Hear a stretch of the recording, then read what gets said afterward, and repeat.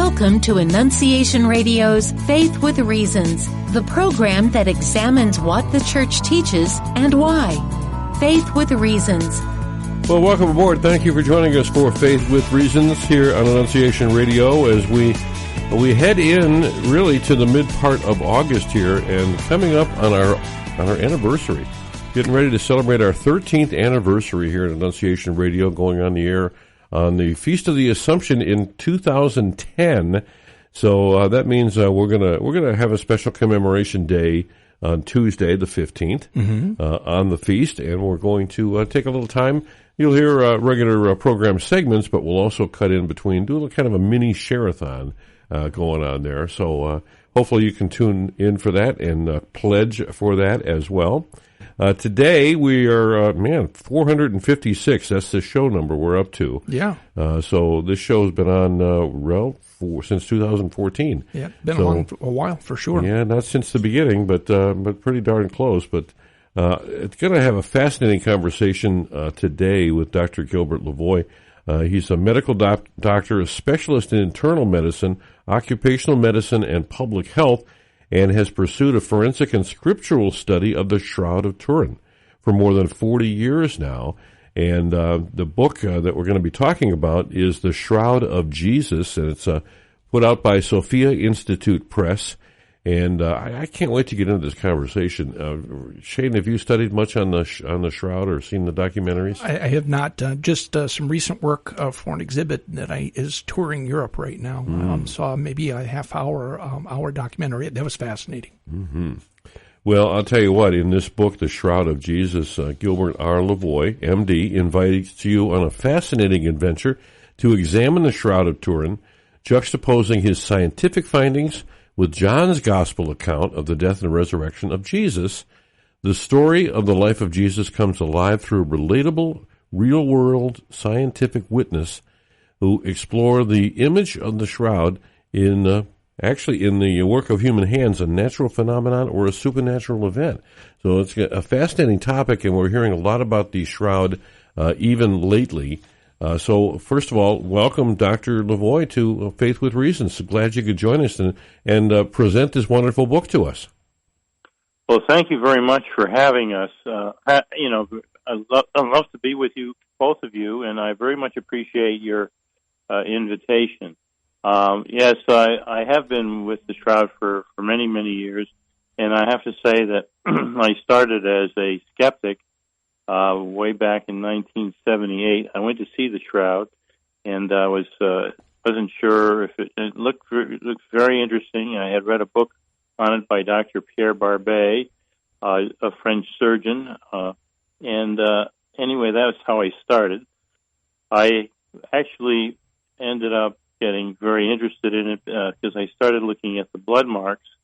There was one blood mark, an off-image blood mark off the left elbow, that I started to study. First of all, before I get into that, for the people that don't understand the Shroud is a cloth that's 14 feet by 3.5 feet in dimensions, and it is made of flax, linen, and it's been we've known about it way back in the 14th century, about the 1350s. It came into Liri, France, and it's been in Turin, Italy, for the last over 400 years. That's why it's called the Shroud of Turin. And before that, we have a more spotty history from the time of Jesus to the time it ended up in France. It was in the East, and it was in Constantinople, and around the 12th century, and then it disappeared from there. So anyway, the history before the 13th century is a little spotty, but it does exist, but we have a lot of other information that tells us the Shroud is really from the time of Jesus. Anyway, do you have any thoughts on that or questions about that? Well, it's always been a fascinating topic for me. I've seen the documentaries and read a lot on it, and I know that back then in the 14th century, they were debunking it, and it was deemed a fraud and so forth.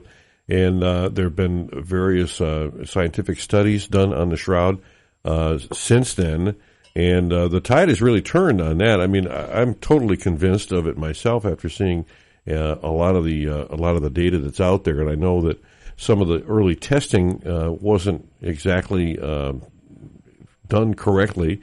And of course, there have been some alterations on the linen, has there not, over the years? Well, they in 2002 there was they did a renovation of it. In other words, there was a fire that took place in 1532 that in Chambéry, France, that nearly destroyed the cloth. Fortunately, the three men got in there and threw water over this silver case, but the silver melted down and made holes in the shroud. They're parallel to the image. There's a loss of both arms, but of the upper arms. Otherwise, fortunately, it was preserved. And but it's from the point of view of dating. When they did that renovation, there's a strip of cloth that is about 3 or 4 inches in width. It runs the whole length of the shroud, and it's the same material as the cloth itself. And the stitch, it was stitched. Those two pieces were stitched together, and that stitch has been discovered to be very unique.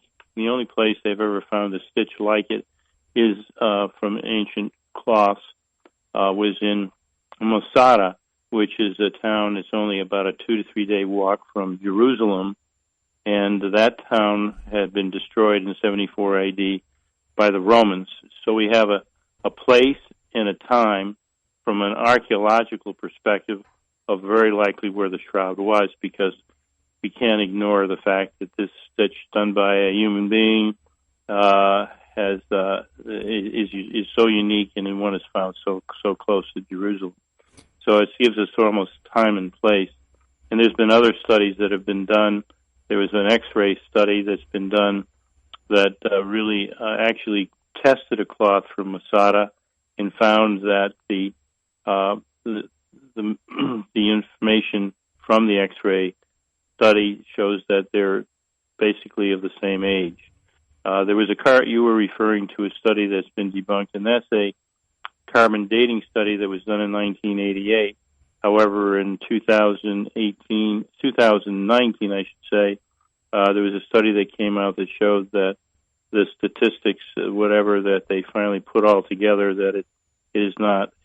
It's a study where they realized that this doesn't really tell us the date of the cloth. It's too the figures don't work.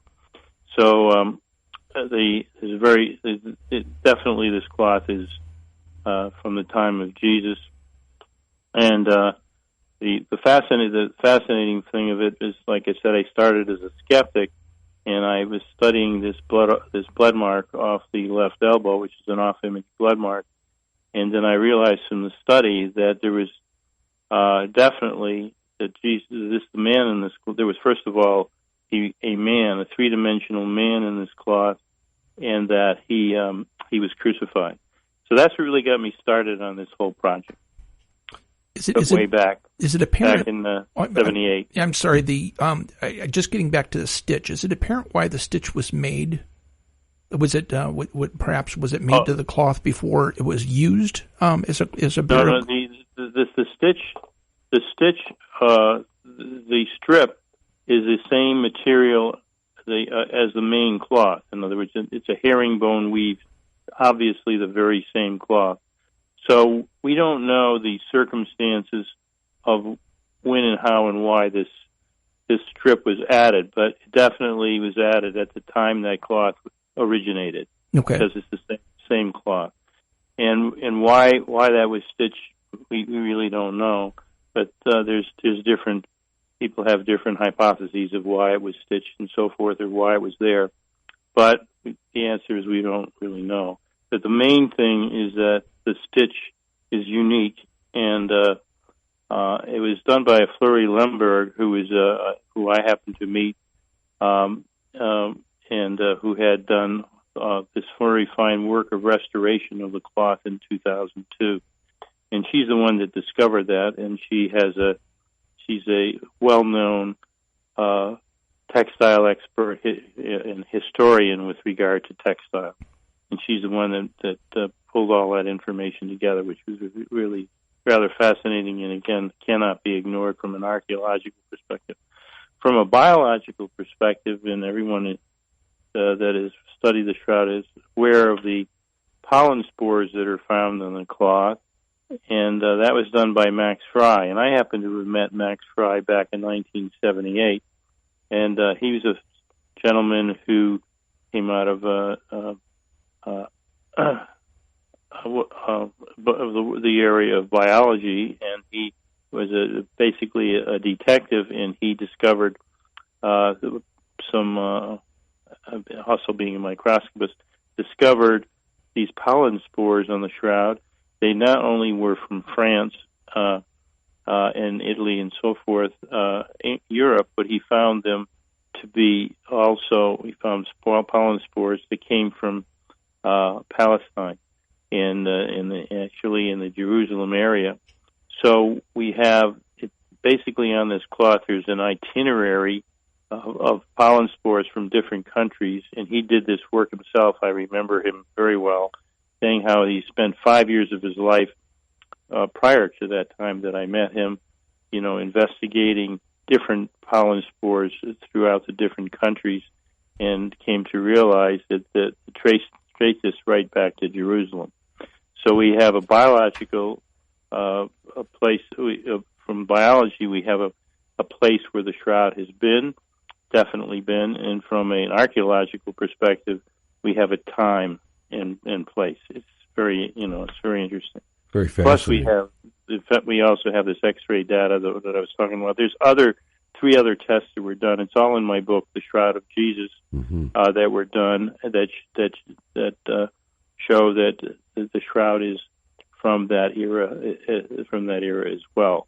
So the carbon dating has sort of kept us in doubt for a while, but I think that's really now passed. So that's fascinating. It is fascinating. Mm-hmm. So it's as far as the cloth itself, from the medical perspective, from a forensic perspective, there's no question that this is blood, and that the blood of a man who was crucified. There's no question about it. All the details of understanding the transfer of blood from body to cloth, etc., are to be found in my book. And as well as then I also got involved with the image that's on there on the cloth. The image is absolutely fascinating because it is no one has been able to create an image like this from the microscopic perspective. People you will hear on television and through the years that say, "Well, I've done it, so it's done this way." But in reality, this has never been reproduced at the microscopic level. Yeah, because you can tell by really delving into it and getting a good look. Our guest on Faith with Reasons this week, Gilbert Lavoie, M.D., and his book, The Shroud of Jesus, now available from Sophia Institute Press. And we were talking about the pollen, and I know one of the things that was very compelling to me in years past in studying a little bit on the shroud was some of that vegetation or some of the plant life that really takes it right back to the place where Jesus was crucified, that whole area, and it was unique to that area.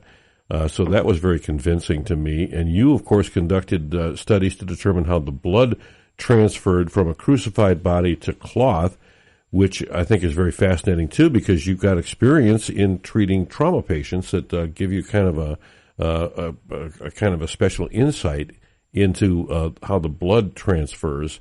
Tell us about that process and how you kind of worked that into the book. Well, there are, actually, actually I did experiments with transfer of blood to cloth, using human blood and actually placing these linen cloth, true linen cloth, onto the blood, and to see what the transfers would be, what would happen. When I first started, I started everything on a horizontal table, and I was trying to see if the blood marks that we see on the shroud look like a transfer of blood to cloth. Using, again, I was working on a horizontal table, looking taking blood from a volunteer, and then the blood would clot, and then I would place the cloths over the moist blood clot, and I found that the blood clots did not really match with what I saw on the shroud. That they were rather they weren't sort of neat, and as you can see on the shroud, they had a lot of neat blood clots that are on there, and so all of a sudden I was rather disappointed. I said, "Well, I guess this isn't it. This is not the real thing." And then all of a sudden I realized that my experiment was really not the right. I was not doing the right experiment, because this man didn't die in a horizontal position. He died in a vertical position. Oh, yeah. Okay, so it changed everything. And so then I work with these blood clots, and then they get them to the point where they would clot, and I would bring them up to a vertical position, like the man would have been on the shroud, in the crucified position. And then finally, did my place these cloths, linen cloths on the clots over a period of about 3 hours, and I found that those clots, what would happen is when the clot would appear, and then after that, over a period of time, we talk about clot retraction, and the serum would sort of drip away from the clot, and then when you then place the cloth onto the clot, you would get a very nice, neat transfer of the clot to the cloth. And it's just, so what you did see on the shroud, you could reproduce by doing what I just said about doing an experiment with the clots being in the vertical position for a period of time. So it did match, and that showed you that this kind of transfer could occur. Also, the other caveat with regard to that is that you could make a transfer that was pretty good for a period of about an hour or more, but if you added some normal saline to it, like someone who would be crucified, would be a lot of sweat and so forth, would be coming up from this person who is in shock, that if you added some normal saline, that would substitute with the sweat and so forth that would be on the body, that would extend the period of time to maybe an hour and a half to almost to at least an hour and a half to 2 hours, whatever. So you could have these neat transfers after death. In other words, what we have on the body of someone who dies in a crucified position is you have the very last blood flows from the body coming from. In other words, let's put it this way: if you're up on a cross for a number of hours, the blood that flowed earlier will dry, and there will be no transfer. Okay, so he would have been really a man covered with blood, especially with the scourging and so forth, which you see scourge marks. But if you have a man, so a lot of dried blood is there, so it's the only blood transfers that would occur were the last blood transfers, okay, as the man is dying. So that's it. And so it's interesting that the blood transfers could be transferred at least within maybe an hour and a half. You could still make a good transfer, and that sort of fits the whole story of the death and burial, because he died. And they took some time to get the cloth, it gets permission to take down the body and then take it down. So it fits with the story. The transfers could have occurred during that period of time. Basically, that's what we've done to try to understand that what we see in the shroud from the point of view of blood marks are real. Okay, certainly not a painting. It's very real, and it fits with the story. So as far as preparation of the body for burial, to what extent would any washing would have affected any of that cleansing of the body? You asked absolutely the right question. I love it. Yes, for that. That's one of the first. You'll find this also in my book, The Shroud of Jesus. When I started out in this in the 1978, 1980. The story was there were two camps. One camp said that the body, we know the Jewish people, when a person dies in the Mishnah, which is an old textbook way back, that the body has to be his body is washed, mm-hmm. and prior to burial, and so this is what happened. In the Gospel of John, John says that Jesus was buried according to the Jewish custom. Yeah. Okay. Mm-hmm. Now, so therefore, there was this long from the time of that they discovered that the image of the fact, we getting back to the shroud has an image upon it, but that image was really a negative image. In other words, it was we couldn't see it very clearly, and only in 1898. It was discovered that image had a positive side. When the first photograph of it was done in 1898, it was discovered that the negative plate showed a positive image. In other words, you took a picture of the shroud itself, the cloth, and then when you looked at the negative plate, you saw a positive image of the man. And Secunda Pia, who took that picture, was sort of shocked by that, and he realized that what's on the original cloth is a negative image, and what's on his negative plate was a positive image. Now, for all of us that are old enough to have this, always have negatives and positives. Other people who in the digital age don't really see that very much, right? But that there is always a negative to a positive image. So anyway, that was discovered 1898, caused a lot of interest in the shroud and scientific interest.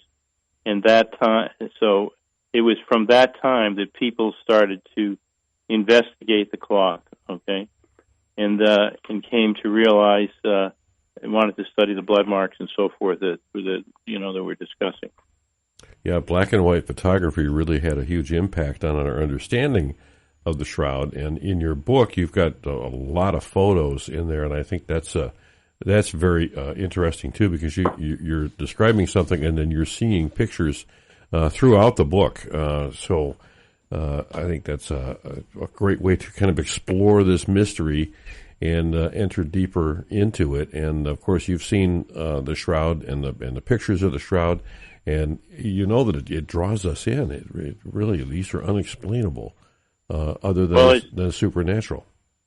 Absolutely. The whole thing, well, I'll say to you that we'll get into that later, but the blood marks are definitely a natural event.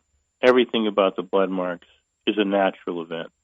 In other words, a man was crucified, he had blood marks on him, he was taken down, and then he was placed on one end of this long cloth, and the other end was then draped over his body. The moist blood soaked into the cloth. The dried blood did not affect the cloth at all. Only the moist blood, and that is related to the scourge marks and to the side wound, all the wounds of the wrists and feet, so forth, and the head wounds. Those are the last blood flows. Anyway, to get back to the burial custom, if I may, yes, is that so people were studying these they had a controversy with regard to the burial of Jesus, and the controversy was, well, those that believed that the body was washed, they said, well, everybody knew that the body needed to be washed from a Jewish perspective, and so there was everybody that believed that said, well, the body's supposed to be washed. This body hasn't been washed, therefore it's a fake. It's not a Jewish burial. Okay. Mm-hmm. And the other camp said, well, look, there wasn't much time to do the washing because the Sabbath was imminent. Therefore, they did a Jewish burial custom. They did it according to the Jewish burial custom, but they didn't have time to wash the body. That was the discussion that was going on in the, let's say, the early 1980s. Okay, mm-hmm. Yep. when I got involved in this, so I decided that if I was going to study blood marks, that I should try to understand more about Jewish burial customs. Okay. Oh yeah. So over a year and a half, I started studying that, and I realized that I couldn't get my answer at all through the Catholic history. I had to really delve into Jewish history, and we spent quite a long time doing that. And all of a sudden, I went into my pharmacist, who's a great guy, and he said to me, he says, he says, I know of a book I can help you with. And so one day I walked in there, he says, I've got the book. And he said, he says, Doc, he says, there's an exception to washing the body. And so I said, there is? He says, yeah, if a man dies a violent death, the body isn't washed. I said, wow. And so anyway, I got the book, and then but that was fine for the 16th. This went back, this history went back to around the 16th century with Jewish burial customs, and we had to explore that all the way back to the first century to see if that indeed existed at the time of Jesus. And we did. We worked with the Mishnah, and I worked with a rabbi and so forth, and finally came to the conclusion, definitely, that there is an exception to the washing of the body, and that is if a man dies a violent death, which Jesus died, that there will be no washing, and that blood had to stay in the body. So that's what we have there. When John says he was buried according to the Jewish customs, that was the known Jewish custom. Man dies a violent death, the body's not washed. Fascinating. Yes. Thank you. Music tells us we have to take a hard break here. Our guest, Dr. Gilbert Lavoie, MD. The Shroud of Jesus is the name of the book, available from Sophia Institute Press. We'll be right back here on Faith with Reasons. Started drinking beer on Saturday nights, sleeping in on Sunday mornings, missing Mass, and it just became a pattern and continued. Without God, I don't know where I'd be right now. I feel like I'm whole again. I know the importance of the Eucharist. I know the importance of the sacraments that I didn't know at a young age. I follow God's will because my desire is to get to heaven. Our lives are rich and full by being members of the Church. If you've been away from the Catholic Church, visit CatholicsComeHome.org. The Catholic Church teaches that Jesus Christ is literally and wholly present, body and blood, soul and divinity, under the appearances of bread and wine. Paul wrote in 1 Corinthians 10, verses 16 and 17, "The cup of blessing which we bless, is it not a participation in the blood of Christ? The bread which we break, is it not a participation in the body of Christ?" So in receiving communion, we actually participate in the body and blood of Christ, not just eat symbols of them. There is no record that the early church Christians doubted the constant Catholic interpretation of Christ's true presence in the Eucharist. No record in which the literal interpretation was opposed and only the metaphorical accepted, except, of course, 1,500 years later in the Reformation. Examining the truths of the Catholic faith, this is faithforensics.org. Courage, an apostolate of the Catholic Church, ministers to persons with same-sex attractions and their loved ones. They also have an outreach called Encourage, which ministers to relatives, spouses, and friends of persons with same-sex attractions. Endorsed by the Pontifical Council for the Family, our beloved John Paul II said of this ministry, "Courage is doing the work of God." Please visit the Courage website, couragerc.org, to learn more and find a Courage chapter near you. Now, back to Faith with Reasons here on Annunciation Radio. Hey, welcome back here. Shayne Stanfield with Ron Finn, and today we're blessed to be talking to Dr. Gilbert Lavoie, MD. He's a medical doctor, a specialist in internal medicine, occupational medicine, and public health, and he pursued a forensic and scriptural study of the Shroud of Turin for more than 40 years, which sounds like a career all in itself. Yeah. So we have him on the program here today.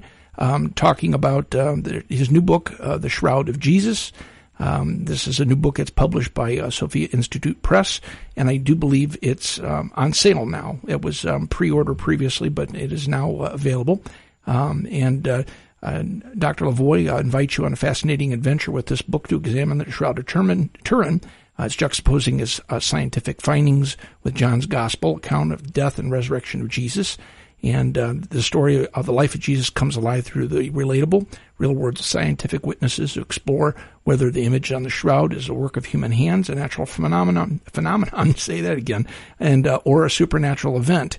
And I think, Dr. Lavoie, you said in the first half of the program that you began this in the late 70s, early 80s as a skeptic, and you've come to believe that this image is truly the image of Christ. Yes, I have. It's been an incredible ride, and it's just a beautiful experience. And what I really want to do is really share this experience with everyone. Sure. So that's why I wrote The Shroud of Jesus. It's not the first book I've written, but this brings together all the work that I've done. It's basically understanding this has been a process, just sort of a one day at a time kind of process over the years. This is what we have here is sort of the final work that I've done, pulling it together. And I feel there's no question that this is indeed the Shroud of Jesus, and that it's something that all humanity should know about, because it brings us to understand that if those that have no faith, to understand that there really is a God, and that He loves us, and that He's prepared a new world for us after we die, because we all are heading in that direction. There's no one that gets off this earth any other way. Sure. Now, we were discussing toward the end of the first half hour about the image itself, and this was, if I remember correctly, NASA had something to do with that examination of the image, did it not?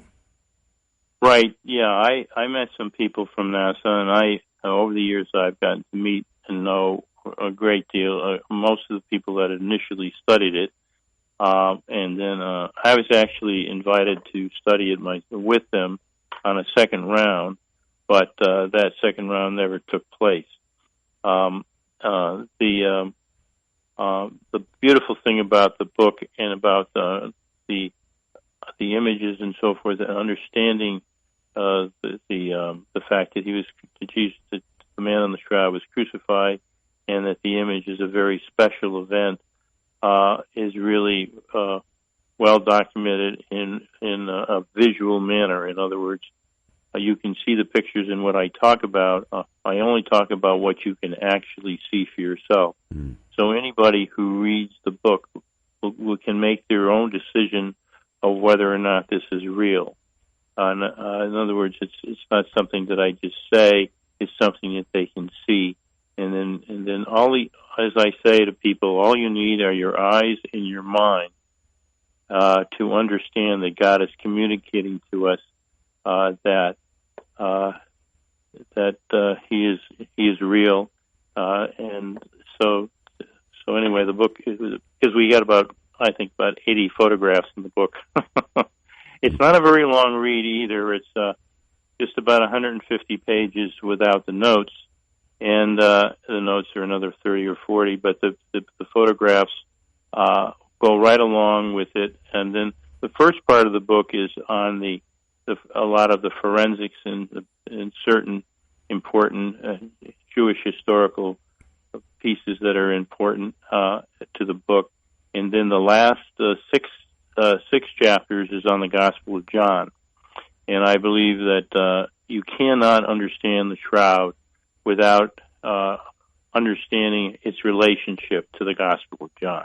Sure. Yeah, I think that's great because obviously there's no mention in the Gospels on the burial cloth itself, and at least the image.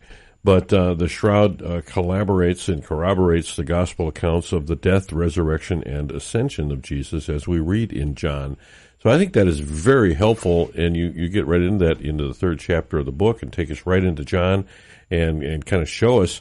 When you talk about the scourging marks that you see and really all the wounds inflicted on our Savior during that time, and I think reading John and then seeing how these accounts that we've read for ourselves, corroborate the gospel accounts the Shroud does. Oh, it does. Everything, all the blood marks that you see on the Shroud. The origin of them are written by John, are in the Gospel of John, and everything the Gospel that John says about the death of Jesus is found in the Shroud. Mm. So it really brings you right into the reality that he was a true witness. Because it would be impossible to have that otherwise. So he does a wonderful job. He's really a genius in what he's done.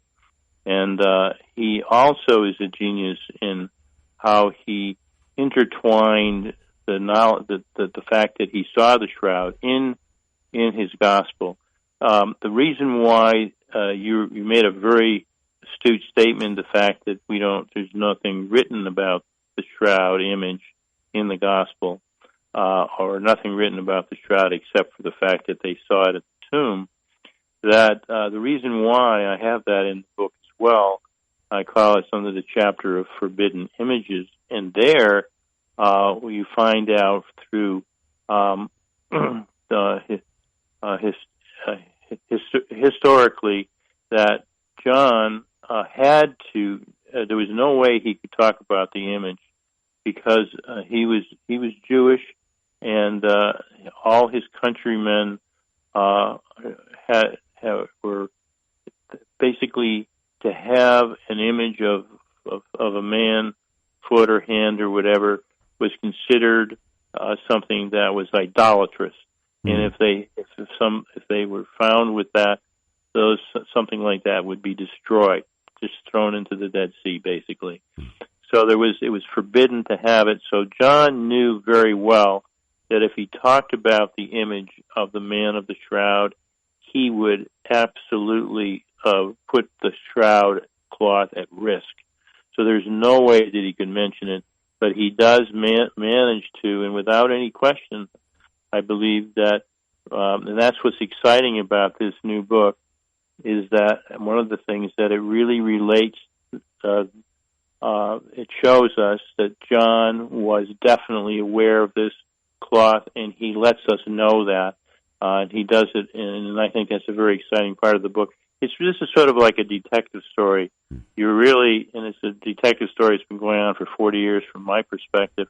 But for people, within a couple of hours, they can read this detective story and come to realize that John was aware of this shroud. Well, what you explain here makes perfect sense to me, at least, that they would have kept this shroud very secret and well hidden from the authorities for quite some time, because they knew, obviously, they would have been able to see that there was something special about this cloth, and they would have wanted to save it, preserve it from destruction. Oh, exactly. You're right. That's exactly right. And that's what happened. And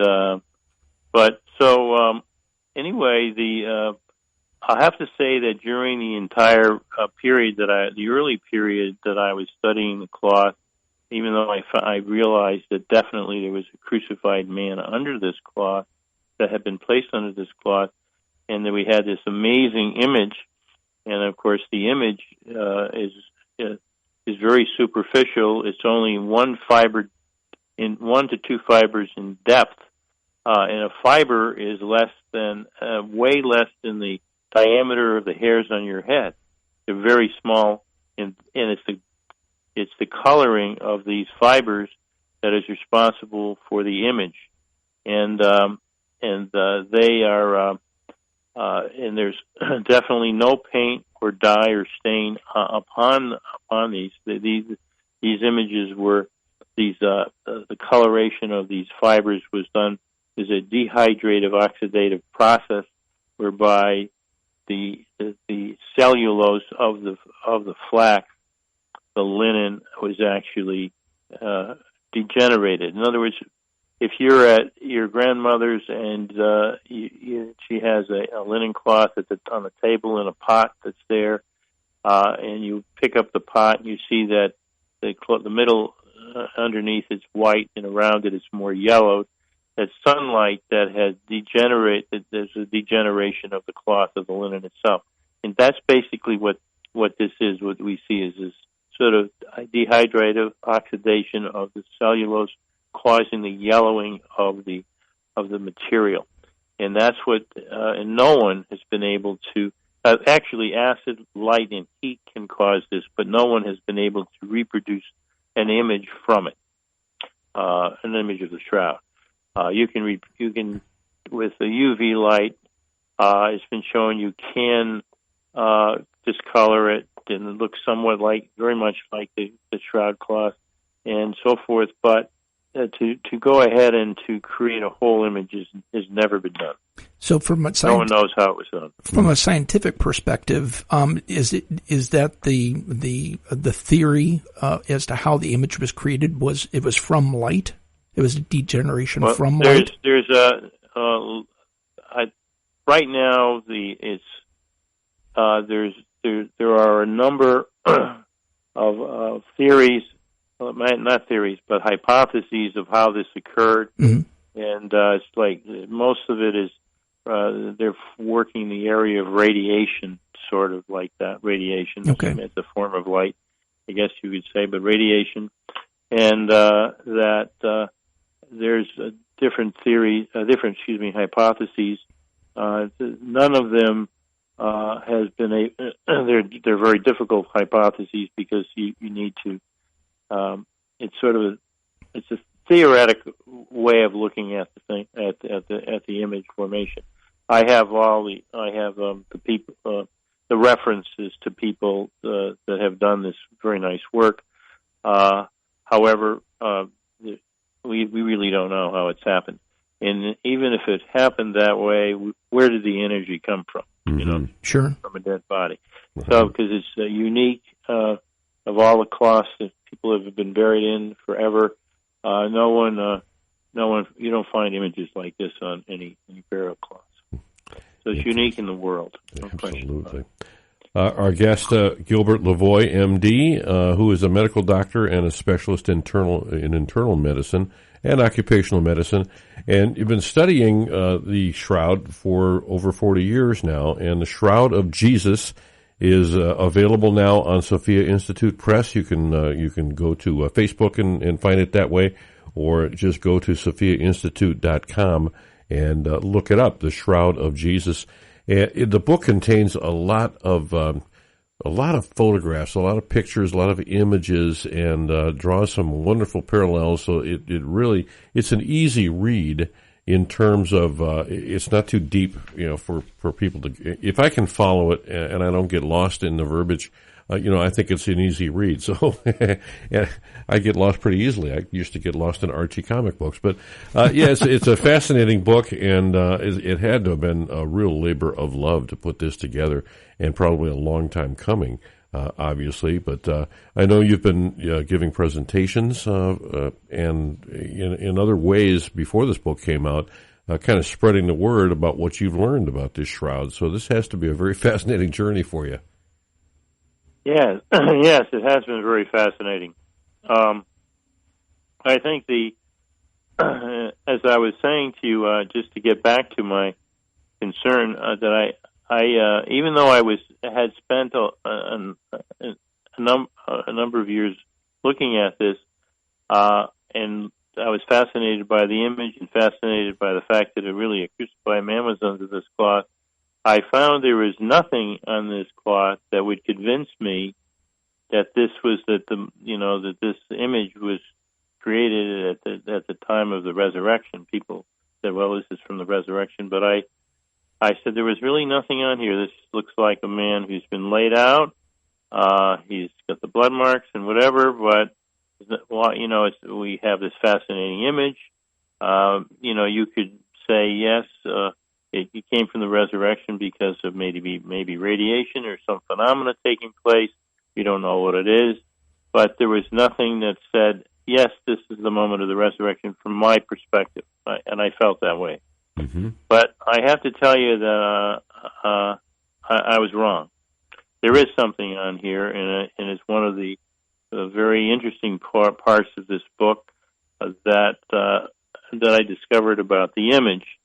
And it was sort of by accident, but that I discovered that indeed the blood marks are consistent with the man who's been crucified, taken down from the cross, and placed in this cloth, and then the blood marks were transferred. He's lying on his back. There's no question about that.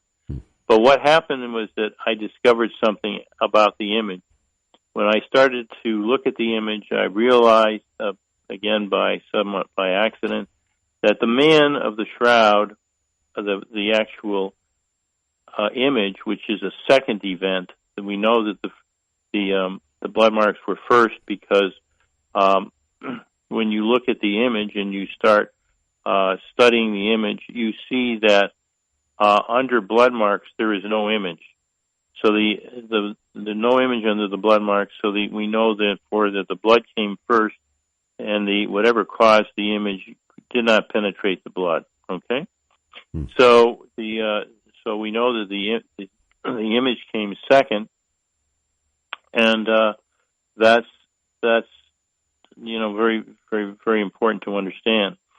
But actually, when I studied the image and started looking at it from a anatomical perspective, etc., I discovered something that was moving. And in fact, when I really understood it, I actually moved out of the room in awe, because I realized that the image of the man is not of a man who's lying in burial, but actually is of an upright man.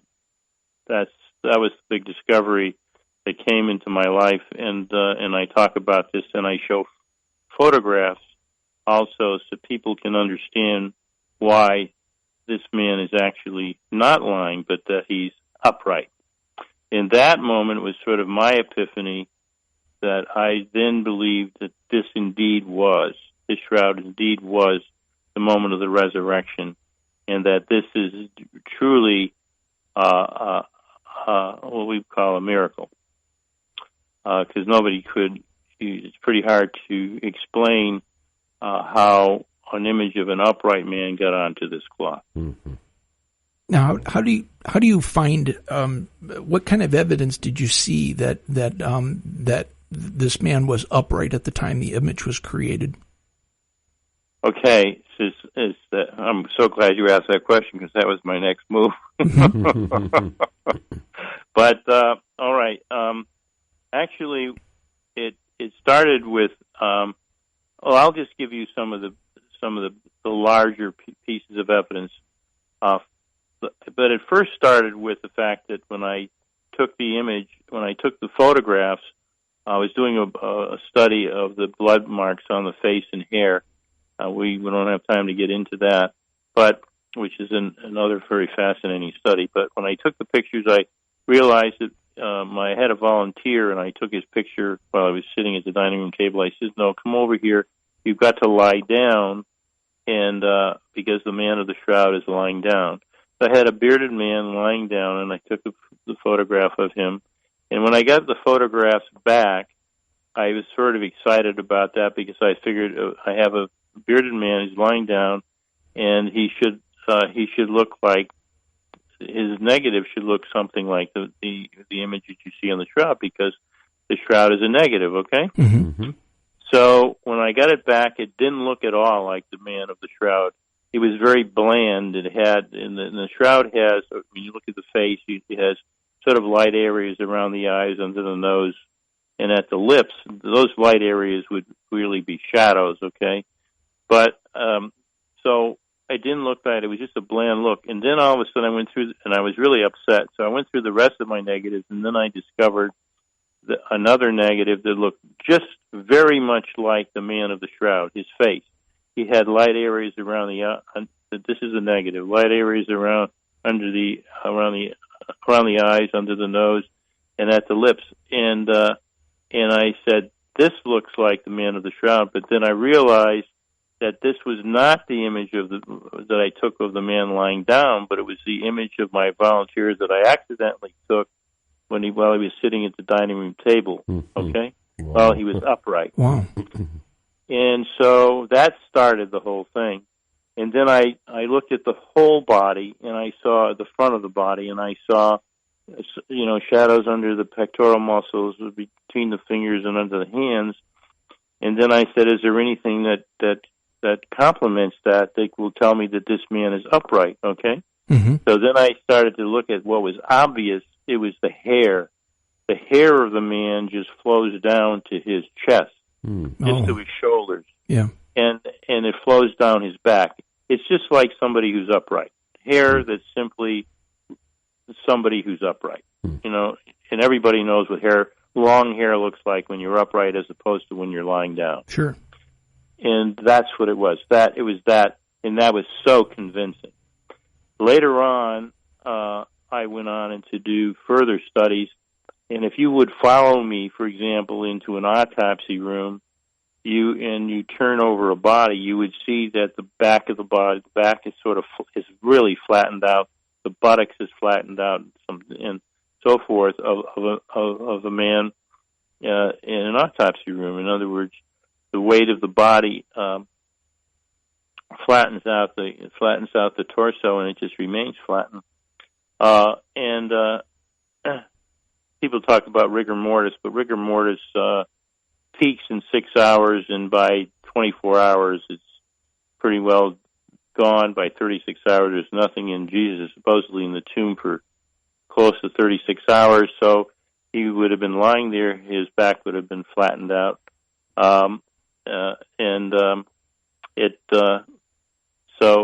But when you look at the man so what I did is I did a study. I took a man, I put him I had him standing, a naked man, just like the man of the shroud, took of his back, and I took a picture of, actually I did it at the Mass Art in Boston. We had I hired somebody to do that, and then an artist, and we did an artistic picture showing an upright person from the back. And then I had this gentleman go on to glass, and it's like sitting under glass. There's a glass plate, and you're lying down, you're watching, you're looking at his back as he's lying down or horizontally. Mm-hmm. And you can see all the flattening of his back and so forth. And of course the hair just flattens out as well. And so when you compare the shroud to the man who's lying on glass, it doesn't look at all like that. The man of the shroud has form.